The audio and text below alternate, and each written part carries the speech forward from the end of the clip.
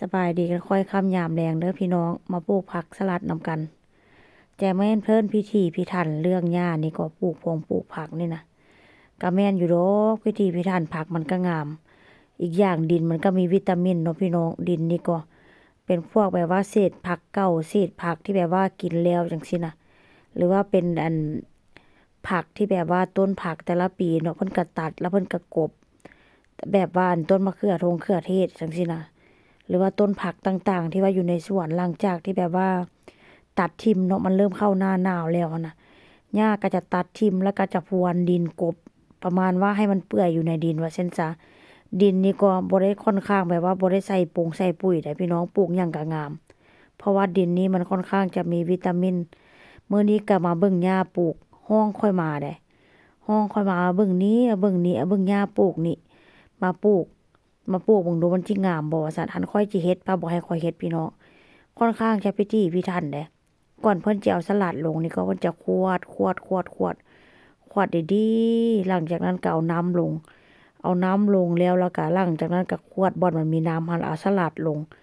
เอาสลัดลงแล้วก็เอาฮวดน้ำอีกฮวดน้ำแล้วก็เอาดินไปกลบพี่น้องหญ้าข้อยนี่ก็ดินกลบแล้วก็เอาฮดน้ำอีกเป็นรอบเป็น2รอบ3รอบแม่นบ่ เพิ่นจะปลูกแบบนี้ได้สไตล์เพิ่นได้นี่ได้อันมีแต่จมว่าค่อยบ่ปลูกจักเทื่อแต่ละปีว่าเซ็นบ่เป็นหยังดอกหญ้าปลูกให้กินก็ได้ว่าเซ็นแต่ว่าก็จมหั้นน่ะจมว่าค่อยบ่เฮ็ดอันค่อยมาเฮ็ดซะว่าบ่ให้เฮ็ดหันค่อยย่างมานี่ก็บ่เฮ็ดเด้อเฮ้อเบิ่งเอาว่าซั่นเดี๋ยวหญ้าเฮ็ดบ่ได้แล้วก็ค่อยมาเฮ็ดอันปีกายนี้ก็ว่าปีนี้จิบ่เฮ็ดเด้อให้พวกเจ้าพากันเฮ็ดโลดว่าซั่น ปีนี้มาก็คือเก่าพี่น้องเพิ่นก็เฮ็ดคือเก่าปีนี้มาก็ได้อันห้องปู่มาเฮ็ดปู่อันใส่รองเท้าใส่เกิบส่วนเข้าส่วนหายใส่ปู่ว่าซั่นบ่เฮ็ดได้บ่เฮ็ดได้ปานนั้นไปฮ้องปู่ให้มาปลูกผักหันปู่เข้าไปซะว่าบ่เฮ็ด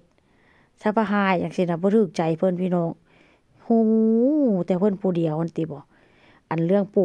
กผักเนี่ยผู้ใดปลูกก็บ่ถูกใจเพิ่นพี่น้องเอ้ย อันนี้ก็ไปซื้อมาใหม่ผักกวางตุ้งนี่แหละกวางตุ้งฝรั่งไปซื้อมาแล้วก็มาปลูกแล้วคนกินแล้วมันไปลูกไผ่